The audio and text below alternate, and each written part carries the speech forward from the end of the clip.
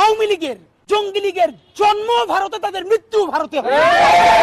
বাংলাদেশে তাদের কোনো শিকড় নাই। দেখেন এখন তাদের নতুন নেতৃত্ব আনতে চায় সজীব ওয়াজেদ জয় আমেরিকায় বৈশা, আর নিজে দিল্লিতে আছে না নাই তাও তো জানি না। এখন কোন অবস্থায় আছে, চিতে আছে, কবরে আছে, নাকি ট্রমায় আছে নাকি নাই, এটা তো তার কালকে ক্লিয়ার করা উচিত।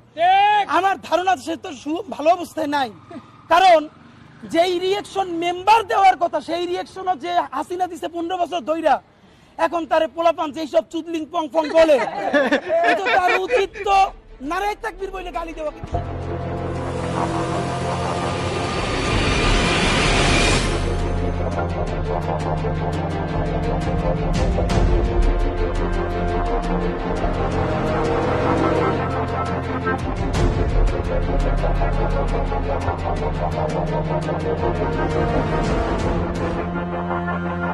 ভাই, আপনি এভাবে প্রকাশ্যে ভারত এবং দেশে আভ্যন্তরীণ বিশৃঙ্খলা এবং চাঁদাবাজি নিয়ে প্রকাশ্যে কথা বলেন, আপনার যে কোনো সময় প্রাণ নাশের আশঙ্কা রয়েছে। তাই আপনার জন্য রাষ্ট্রীয়ভাবে সিকিউরিটি দেওয়া প্রয়োজন।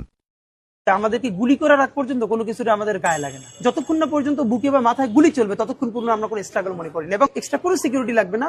শুধু আমাদেরকে যদি কেউ গুলি করে মেরে ফেলে তাকে যেন ধরে বিচার করা হয়। আপনি যদি আজকে আমাকে, জাবেরকে, আমাদের টিমকে মেরে ফেলেন এবং তার যদি বিচার করতে না পারেন, তাহলে নতুন কেউ জন্মাবে না। শুধু এই জন্য তার বিচার করে ফেলতে হবে, আর কিছু স্পেশাল সিকিউরিটি লাগবে না।